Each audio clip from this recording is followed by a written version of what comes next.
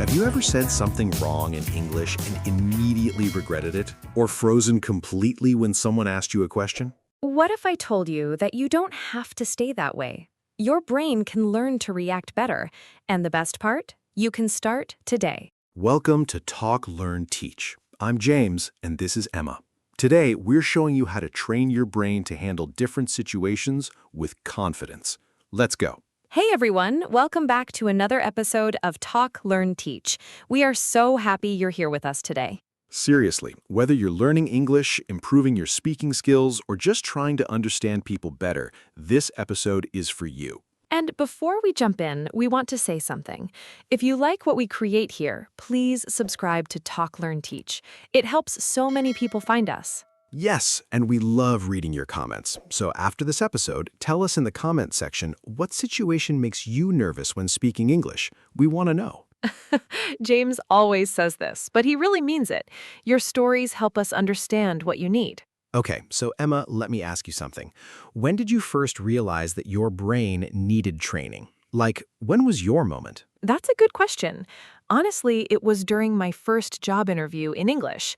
I prepared so much. I had the perfect answers, right? But when the interviewer asked me something unexpected, my brain just stopped. Oh, that's such a common experience. Right? And I didn't understand why. I knew English. I had studied so much, but my brain wasn't following my plan. It was doing its own thing. And that's exactly what we're talking about today. Your brain has two systems. Are you ready for this? I'm ready. Tell me. The first is automatic. It works fast without thinking. This is what happened in your interview. Your brain saw a new question, got nervous, and went into panic mode. No thinking, just reaction. Oh, so I couldn't control it? You couldn't at that moment, but here's the important part. With practice, you can change how your brain reacts. That's the whole point of today's episode. Okay, I'm listening. Keep going. So the second system is slow and thoughtful. This is the part of your brain that makes decisions. It plans, it thinks about consequences. This is what you were using when you prepared for that interview. So during the interview, my fast brain took over and my slow brain disappeared? Exactly. Your fast brain was scared. It thought, danger, unknown question, something bad might happen, and boom, your slow brain shut down. Oh, that actually makes sense. But how do I stop that? Good news. You don't stop it, you train it. And that's what this episode is about.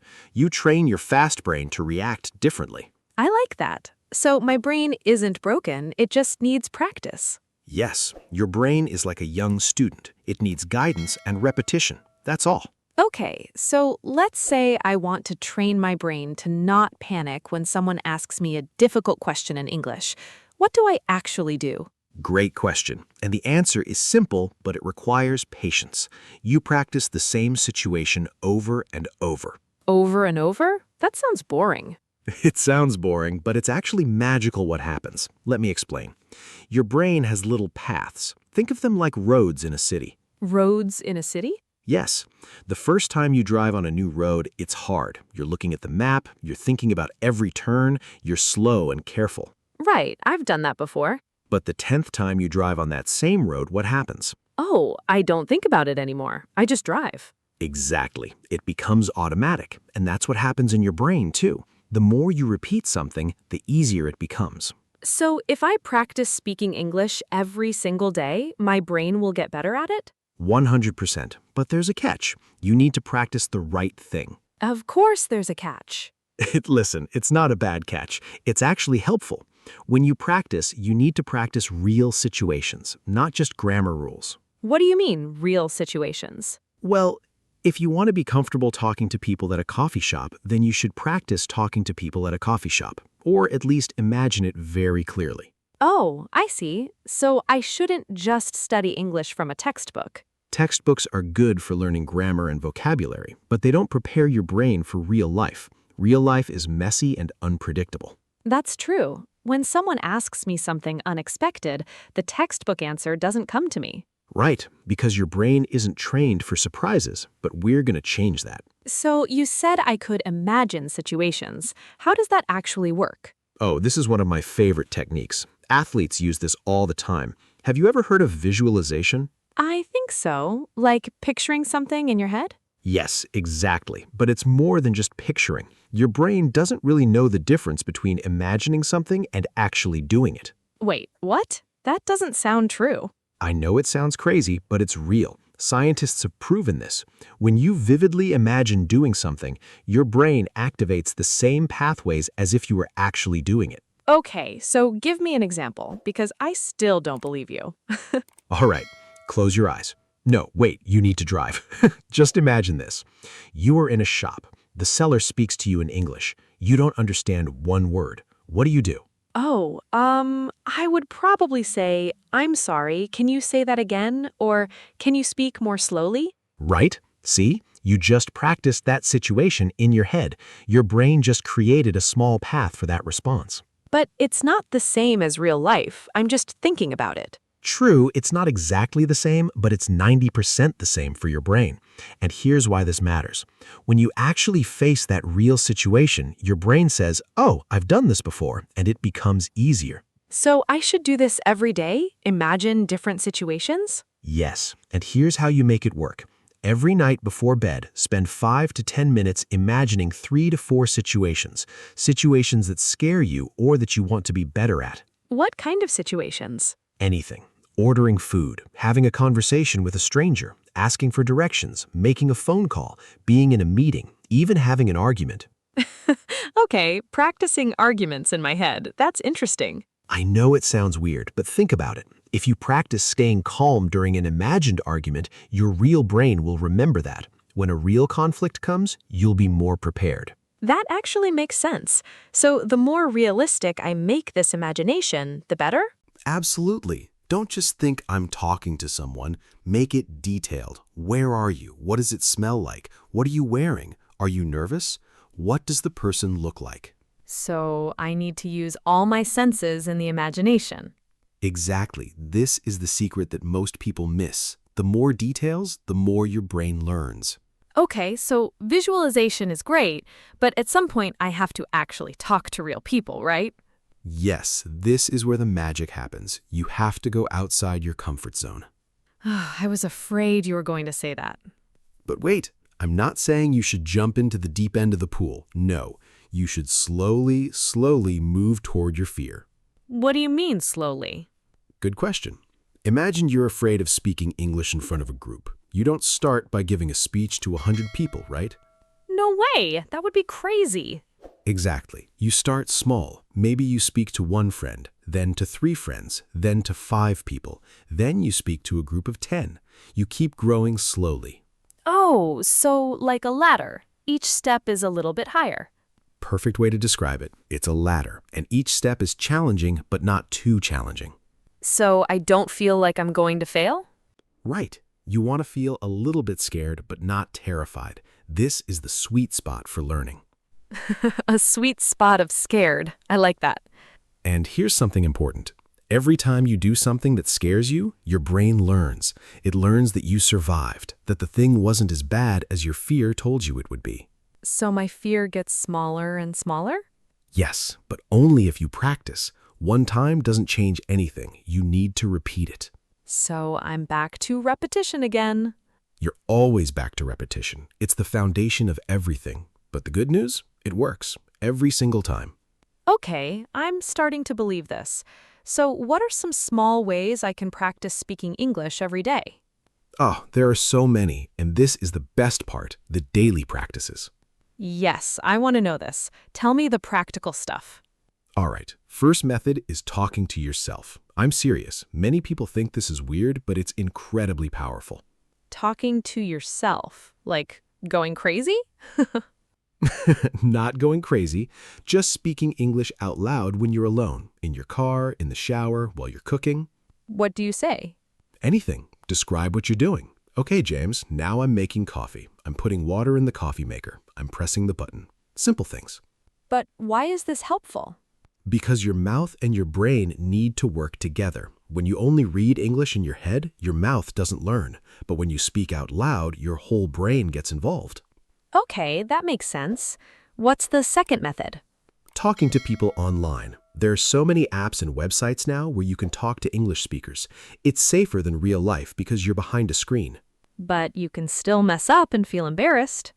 Exactly. It's a middle step, not as scary as real life, but still real practice. Okay, I like that. What's number 3? Recording yourself. This is a hard one because many people hate hearing their own voice. Oh, I hate that. I know, but listen, when you record yourself, you can hear exactly what you sound like. You can hear your mistakes. You can hear what you say when you pause. You can hear your accent. Okay, so it's not fun, but it's useful. It's not fun, but it changes everything. You start paying attention to your English in a new way. You become your own teacher. I can do that. What else? Watching TV and movies in English. But here's the trick. You need to watch actively, not passively. What does that mean? It means you can't just sit there. You need to engage. Pause when you don't understand. Look up the words. Try to say the lines before the actor says them. So I'm not just watching, I'm practicing. Right. And you're training your ear to understand natural English, the real way people speak.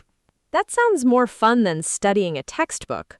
It is, and that's the point. The more fun it is, the more you'll do it. And the more you do it, the more your brain learns. So having fun is also part of the training. Absolutely. Joy and learning go together. When you enjoy something, your brain remembers it better. What's another method?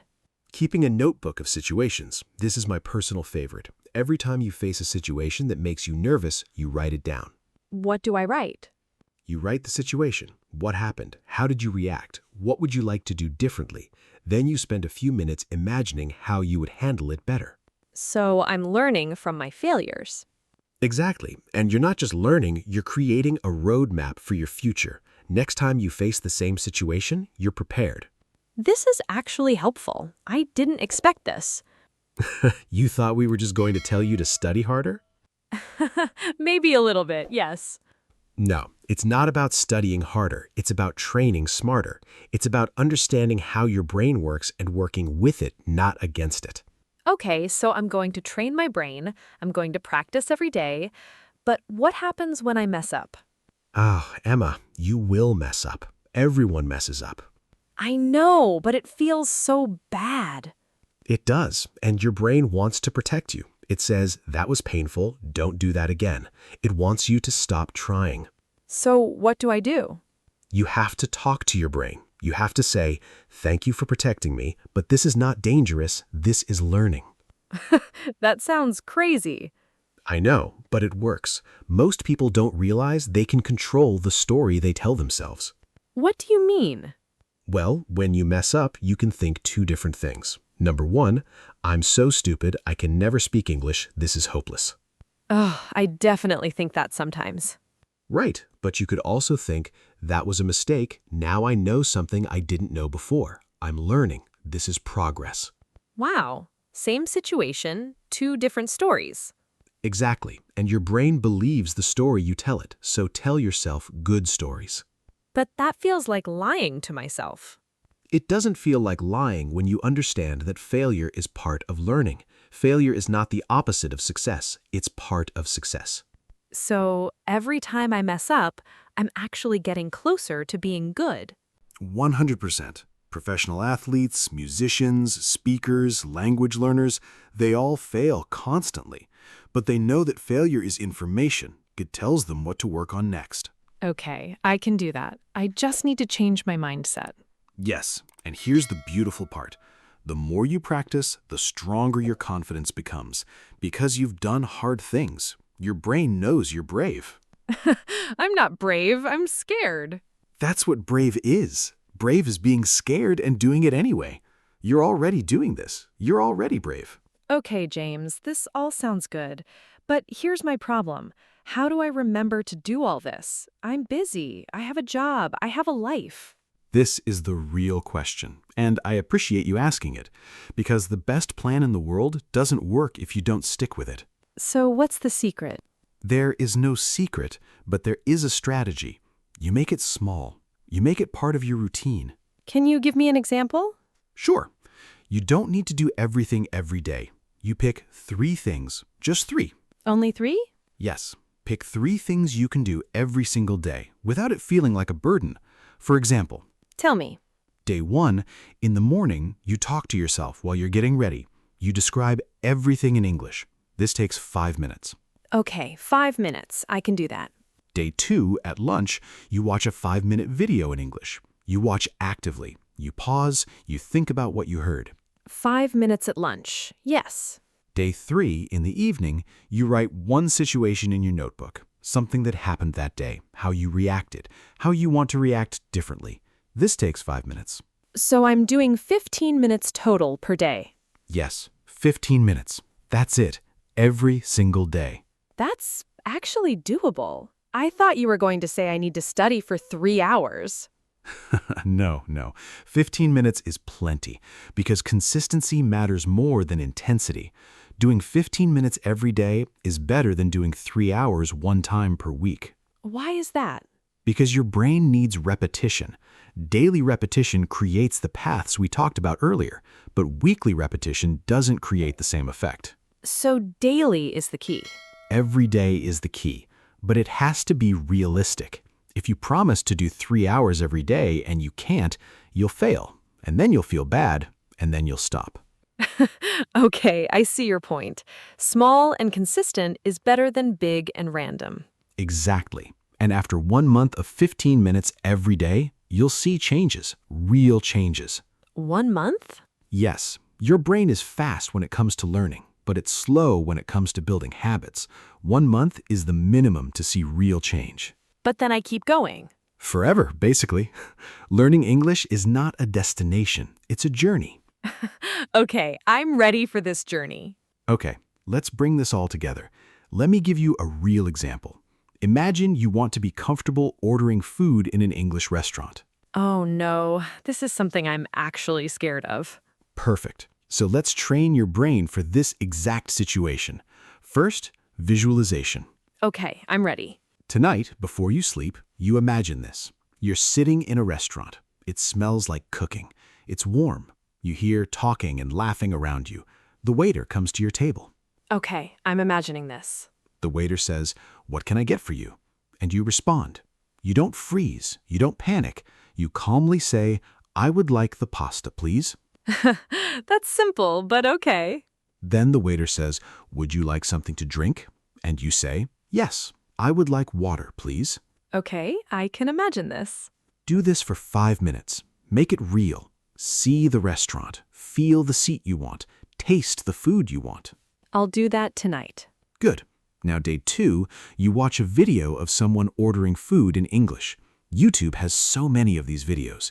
You watch actively. You repeat the words. So I'm repeating what they say. Yes, this trains your mouth and your ear at the same time. Okay, what's next? Day 3, you talk to yourself. You practice ordering. You stand in your kitchen and talk to yourself like you're the waiter. You ask yourself questions in English. You answer yourself in English. This sounds so weird. It is weird, but it works. Your brain doesn't care if you look weird. Your brain cares about practice. That's true. Day 4, you order something online or call a restaurant and order over the phone. Real practice. Oh, wow. Actually talking to a real person. Yes, and guess what? After 3 days of visualization, video watching, and practice in your kitchen, you're ready. You might still be nervous, but your brain is prepared. What if the waiter asks me something I didn't practice? That's a good question. Then you say, "I'm sorry, can you say that again, please?" Or, "Can you speak more slowly, please?" Simple questions. You can practice these now. So I'm giving myself permission to not understand everything. Yes, you don't need to understand everything. You just need to understand enough to get what you want and to keep going. This actually makes me feel less scared. That's the goal. Training your brain means you understand how to handle situations. You have a plan, and plans reduce fear. James, can I ask you something? Of course. What do I do when I feel so much doubt? Like, I know the English, I know I can do this, but my emotions don't believe it. This is so important. And honestly, Emma, this is where most people fail. Why? Because they think emotions are facts. They feel scared, so they think they are scared. They feel stupid, so they think they are stupid. But emotions and facts are different things. How are they different? Emotions are just signals. They're your brain trying to protect you, but they're not always right. Your brain might be scared because you're trying something new, not because you'll actually fail. So I should ignore my emotions? No, you should notice them, but not believe them. You say, okay, fear, I see you. I know you want to protect me, but I'm going to do this anyway. So I'm talking to my fear. Yes, and you're the boss of your fear, not the other way around.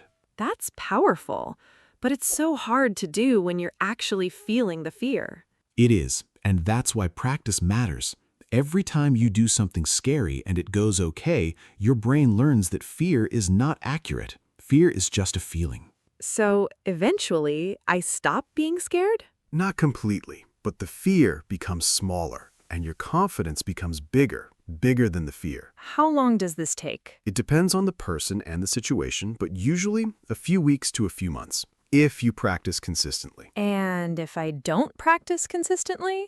Then you're right back where you started. That's why the consistency matters so much. Okay, I'm getting it. It's all connected. The practice, the repetition, the emotion management, the confidence building. Exactly. It's all one system, and you control the whole system. James, I want to know something. Does this work for different situations? What do you mean? Like, speaking to a boss is different from talking to a friend.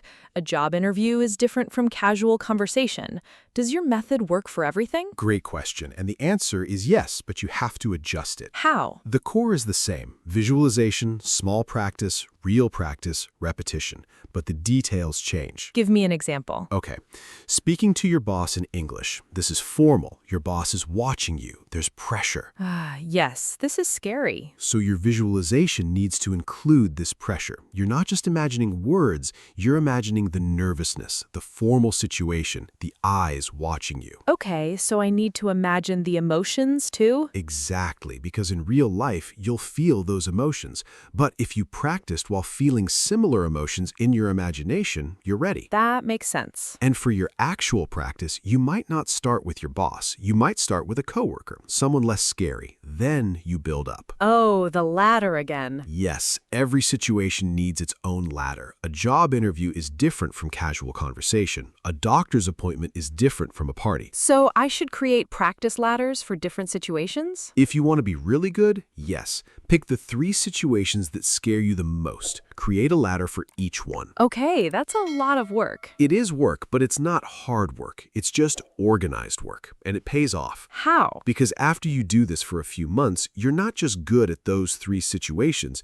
you're good at speaking English in general. Your brain understands the system now. So it gets easier? Yes, and that's the beautiful part. Once your brain understands, everything becomes easier. Okay, so I'm convinced. I'm going to do this. But I have one more concern. Tell me. What if I lose motivation? What if I start practicing and then I just stop? This is so real, and honestly, this is probably going to happen at some point. Great, so I'm doomed. No, you're not doomed. You're human. Everyone loses motivation sometimes. So what do I do? First, you understand why you're doing this. This is not about becoming perfect. This is not about being fluent. What is it about? It's about being able to talk to people. It's about understanding movies. It's about getting that job you want.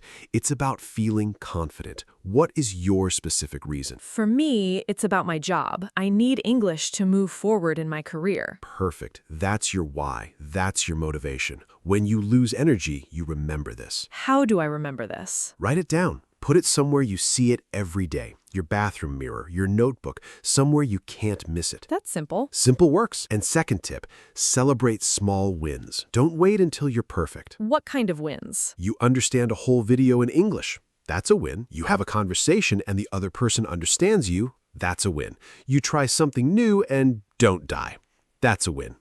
Okay, so I celebrate everything? Basically, yes. Your brain needs rewards. That's how motivation comes back. So I can't just push myself all the time. I need to enjoy it too. Yes, and this is why the small practice works better than huge practice. Small practice is sustainable. Huge practice burns you out. Okay, so small, consistent, celebrating wins, remembering my why. And also find community. Tell your friends what you're doing. Find people who are learning English too. Does that help? So much. When you tell people, you're more likely to keep going. Plus, they can practice with you. You can support each other. That's nice. I like that idea. That's why Talk, Learn, Teach is here. We're your community, and everyone listening is on this journey with you. Okay, James, I think we've covered a lot. Let me make sure I understand. Please do. This is important. So the main idea is that my brain can learn to react better to different situations. I don't have to stay the same. Correct. And I do this by practicing visualization, watching videos, talking to myself, writing things down,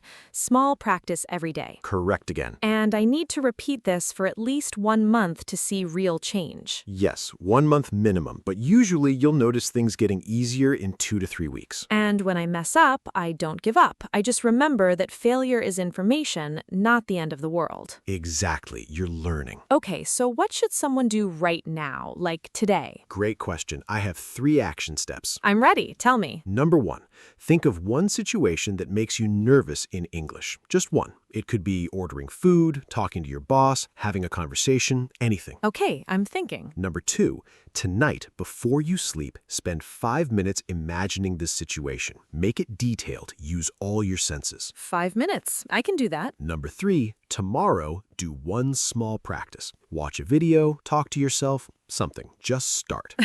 This is so doable. Why does everything seem hard if it's actually this simple? Because our brains make it complicated. We think we need to do huge things, but actually, small things done every day are the biggest things. That's actually beautiful. It is, and you're going to see. Give it 1 month. In 1 month, come back and tell us how different you feel. Okay, James, before we go, I want to remind everyone about our call to action. Yes, please subscribe to Talk, Learn, Teach. We're creating new episodes every week. Episodes about confidence, about vocabulary, about culture, about everything. And we read every single comment, so please tell us, what situation makes you nervous when speaking English? What do you want to get better at? We want to hear from you, and your story might help someone else. Your fear might be the same as someone else's fear, and they need to know they're not alone. James, you're making me emotional. It's true, though. We're all in this together. Thank you to everyone who is here with us today. Thank you for learning English with us. Thank you for being part of this community. And remember, your brain is not fixed. You're not stuck the way you are today. In 1 month, in 3 months, in 1 year, you'll be different.